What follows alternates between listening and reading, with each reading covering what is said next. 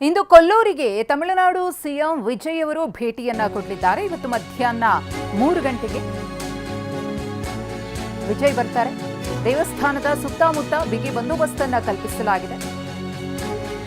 Tamil Nadu CM Vijay ಅವರು ಕೊಲ್ಲೂರಿಗೆ ಭೇಟಿಯನ್ನ ಕೊಡಲಿದ್ದಾರೆ.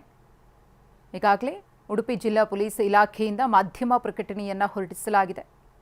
ಸಂಚರಿಸುವ ಮಾರ್ಗ, ದೇವಸ್ಥಾನದ ಸುತ್ತಮುತ್ತ ಬಿಗಿ ಬಂದೋಬಸ್ತನ್ನ ಕೈಗೊಳ್ಳಲಾಗಿದೆ. ಜೋಸೆಫ್ ವಿಜಯ್ ದೇವಸ್ಥಾನಕ್ಕೆ ಭೇಟಿ ನೀಡಿ ವಾಪಸ್ಸಾಗ್ತಾರೆ. ಯಾವುದೇ ಸಾರ್ವಜನಿಕ ಭೇಟಿಯ ಕಾರ್ಯಕ್ರಮ ಇರೋದಿಲ್ಲ. ದೇಗುಲದ ಪದ್ಧತಿ, ದೇವಿ ಶಕ್ತಿಯ ಬಗ್ಗೆ ಅರ್ಚಕರು ಮಾಹಿತಿಯನ್ನ ನೀಡಿದ್ದಾರೆ.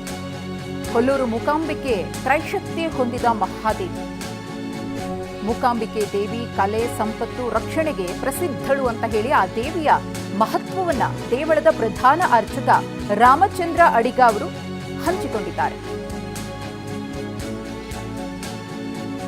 ನಮ್ಮ ಪ್ರತಿನಿಧಿ ರಾಮಚಂದ್ರ ಅಡಿಗ ಅವರ ಜೊತೆಗೆ ಮಾತುಕತೆಯನ್ನು ನಡೆಸಿದ್ದಾರೆ. ಏನು ಹೇಳಿದ್ದಾರೆ ಅವರು ನೋಡೋಣ.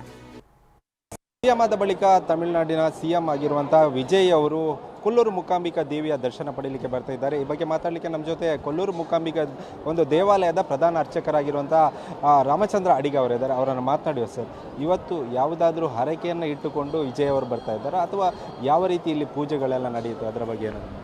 ಹರಕೆ ಇಟ್ಟುಕೊಂಡಿದ್ದಾರೆ ಅಂತ ಹೇಳೋದ್ರ ಬಗ್ಗೆ ಮಾಹಿತಿ ಇಲ್ಲ. ಆದರೆ ಹಿಂದಿನ 2 ಮುಖ್ಯಮಂತ್ರಿಗಳು ಬಂದಿದ್ದಾರೆ ಇಲ್ಲಿ.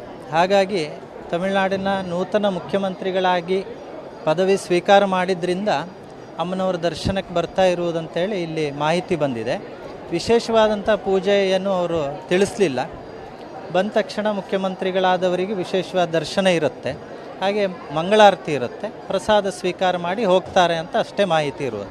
ಅಂದರೆ ಇವತ್ತು ಶುಕ್ರವಾರವೇ ಭೇಟಿ ಕೊಡಲಿಕ್ಕೆ ಏನಾದರೂ ವಿಶೇಷತೆ ಇದೆಯಾ ಅಥವಾ ಈ ಒಂದು ದಿನದ ಏನಾದರೂ ವಿಶೇಷತೆ ಇದೆಯಾ, ಏನು?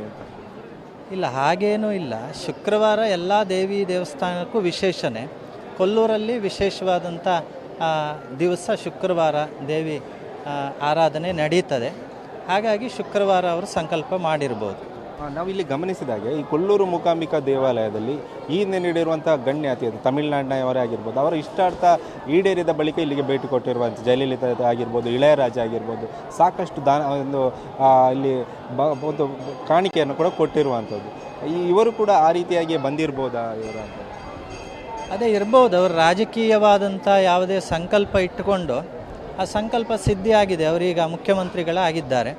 ಈ ಹಿಂದಿನ 2 ಮುಖ್ಯಮಂತ್ರಿಗಳು ಕೂಡ ಆ ಸಂಕಲ್ಪದಿಂದ ಇಲ್ಲಿ ಬಂದಿರತಕ್ಕಂಥದ್ದು, ಸಮರ್ಪಣೆ ಮಾಡಿರುವಂಥದ್ದು. ಹಾಗೆ ಅದೇ ವಿಚಾರಗಳನ್ನು ಅವರು ತಿಳ್ಕೊಂಡು ಸಂಕಲ್ಪ ಮಾಡಿ ಬರ್ತಾ ಇದ್ದಿರ್ಬೋದು. ಅದ್ರ ಬಗ್ಗೆ ಎಲ್ಲ ಮಾಹಿತಿ ಇಲ್ಲ. ಆದರೆ ಮುಖ್ಯಮಂತ್ರಿಗಳಾಗಿದ್ದರಿಂದ ಬರ್ತಾ ಇದ್ದಾರೆ, ಅದಂತೂ ನಿಜ. ಅಂದರೆ ದರ್ಶನ ಟೈಮಲ್ಲಿ ಒಂದು ಸ್ವಲ್ಪ ಬದಲಾವಣೆ ಇರುವಂಥದ್ದು. ಭಕ್ತರಿಗೆ ಏನು ಹೇಳಲಿಕ್ಕೆ ಇಚ್ಛೆ ಬರ್ತಾರೆ? ಭಕ್ತರಿಗೆ ಸಾಮಾನ್ಯ 1:15ಗೆ ಮಧ್ಯಾಹ್ನ ದರ್ಶನ ಸ್ಟಾಪ್ ಆಗ್ತದೆ, ನಿಲ್ಲಿಸ್ತಾರೆ. ಆದರೆ ಅವರು ಬಂದಾಗ ಸ್ವಲ್ಪ ಭಕ್ತರಿಗೆ ದರ್ಶನದ ಸೌಲಭ್ಯ ನಿಲ್ಲಿಸ್ತಾ ಇರುವುದರಿಂದ 2:30ವರೆಗೆ ಹೆಚ್ಚುವರಿ ದರ್ಶನದ ವಿಶೇಷತೆಯನ್ನು ಮ್ಯಾನೇಜ್ಮೆಂಟ್ ಅವರು ವಿಶೇಷವಾಗಿ ವ್ಯವಸ್ಥೆ ಮಾಡಿದ್ದಾರೆ. ಆನಂತರ 2:30ಯಿಂದ 3:30ವರೆಗೆ ಅವರು ಹೋಗುವಲ್ಲವರೆಗೆ ದರ್ಶನದ ನಿರ್ಬಂಧ ಇರುತ್ತದೆ. ಅಲ್ಲಿವರೆಗೆ ಭಕ್ತಾದಿಗಳು ಸಹಕರಿಸಬೇಕು. ಯಾಕಂದರೆ ಸಂಜೆಯಲ್ಲ ಆದರೆ ಪೂಜೆಯ ಸಮಯ ಆಗಿರ್ತಿತ್ತು, ತುಂಬ ತೊಂದರೆ ಆಗ್ತಿತ್ತು. ಈ ಮಧ್ಯಾಹ್ನದ ಸಮಯ ಆಗಿರುವುದರಿಂದ ಅದು ಪೂಜೆ ನಡೀತಾ ಇರುವ ಸಮಯ ಅಲ್ಲ. ಮತ್ತು ಸ್ವಲ್ಪ ಭಕ್ತಾದಿಗಳು ಕಡಿಮೆ ಇರುವಂಥ ಸಮಯ ಅದು 3ರಿಂದ 5ರವರೆಗೆ. ಹಾಗಾಗಿ ಭಕ್ತಾದಿಗಳು ಬೆಳಿಗ್ಗೆನೇ ಅನೌನ್ಸ್ ಮಾಡಿದ್ದಾರೆ ಮ್ಯಾನೇಜ್ಮೆಂಟ್ ಅವರು, ಸ್ವಲ್ಪ ಸಹಕರಿಸಬೇಕಂತೇಳಿ ದೇವಸ್ಥಾನದ ಪರವಾಗಿ ಕೇಳ್ಕೊಳ್ತಾರೆ. ಇದಿಷ್ಟು ಕೊಲ್ಲೂರು ಮೂಕಾಂಬಿಕಾ ದೇವಾಲಯದ ಪ್ರಧಾನ ಅರ್ಚಕರಾಗಿರುವಂಥ ರಾಮಚಂದ್ರ ಅಡಿಗಾರ್ ಅವರ ಮಾತಾಗಿರುವಂಥದ್ದು. ಕ್ಯಾಮ್ರಾಮನ್ ರಾಮ್ ಜೊತೆ ಪ್ರಜ್ವಲ್, TV9 ಉಡುಪಿ.